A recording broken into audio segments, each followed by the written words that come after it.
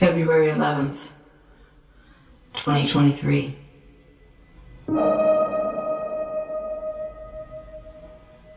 Last night there was a party for a young artist uptown.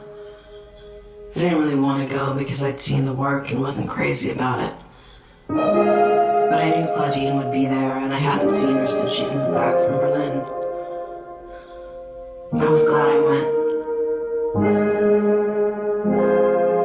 It had been gray all day.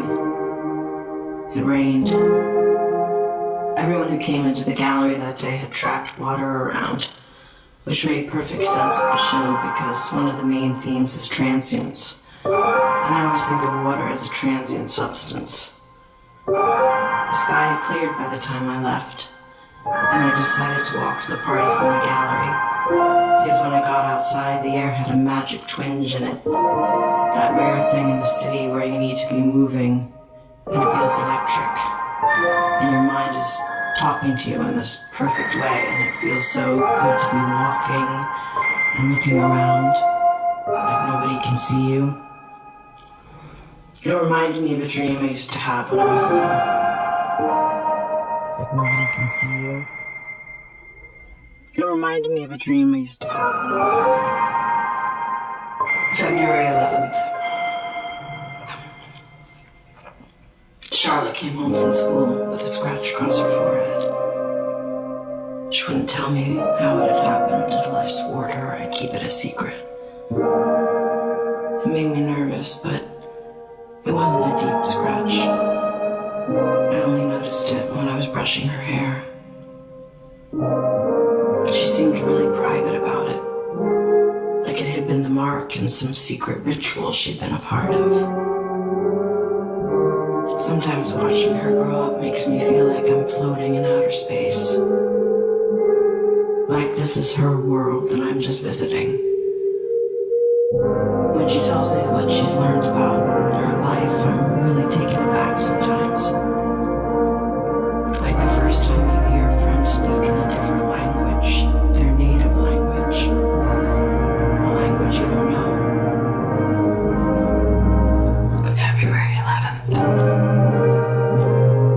When I was little, I had dreams about flying through the city at night while my parents were asleep. I looked up what it means. It means freedom of constraints or limitations in waking life. In the dream, I was flying up First Avenue, looking through all the high windows. Most people were asleep inside their apartments or watching television or playing board games. And there were a lot of yellow cabs on the street. I felt perfectly safe flying. I could look up at the clear black sky and feel like I could fly forever. List of constraints. Maybe it'll help. Number 1, time. Number 2, expectations. Number 3, language. Number 4, the speed of light. February 11th. I took Yasmin to lunch after the studio visit. Her work perplexed me, actually. All about birds. She's been using scraps of canvas and trash from the flower district to make nests, studying the architecture of nests she finds in Central Park. Some of the feathers she collected are really beautiful. Yasmin scares me a little. I don't think she takes good care of herself.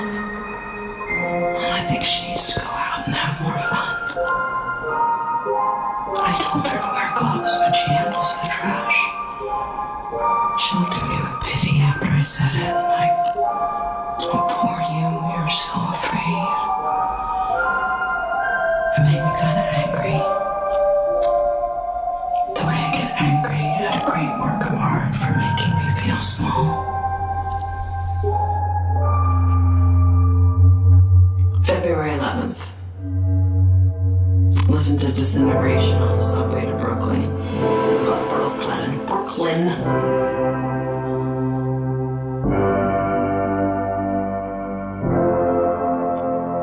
February 11th. Listen to Disintegration on the subway to Brooklyn.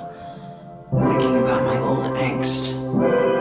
The duty of youth was to challenge corruption. That's what it used to be. I don't know what the duty of youth is anymore.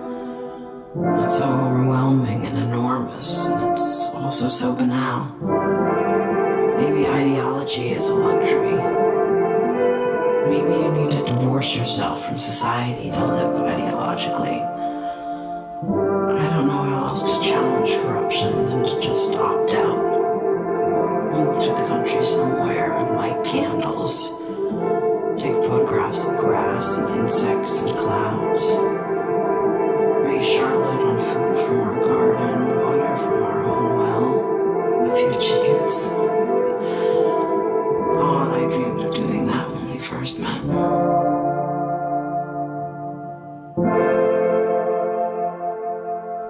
February 11th. Today at work, someone came in off the street and asked for a recommendation for a quiet place to sit and read. I couldn't think of anywhere. Not one place in the neighborhood. He looked at the art for a while, and then he went back out into the rain. I went into my office and shut the door and read a book. I didn't check my email or answer the phone. I need to do that more often. Yasmin told me about a Sufi legend about birds. I tried retelling it to Charlotte at bedtime, but I'm sure I got it wrong. In the story, every bird represents a human fault. And there are 1,000 birds. The birds decide to go off in search of their leader. They have to cross 7 valleys to find her. Love, knowledge, detachment, unity, wonderment, annihilation, or something else. And when they realize there's this different way ahead, when they realize there's this difficult way ahead, most of them make up an excuse and go home. The nightingale, the parrot, the peacock, they almost all quit. In the end, only 30 birds make it. When they get to where they're going, they find a lake and look down and see themselves in the reflection. And they realize that they're their own leader. Together, they've been guiding themselves. I don't know. Yasmin didn't go on to explain what it meant to her. I don't feel like I'm looking for a leader. I know what my leader is. It's gravity. It's the weight of my life keeping me on the ground.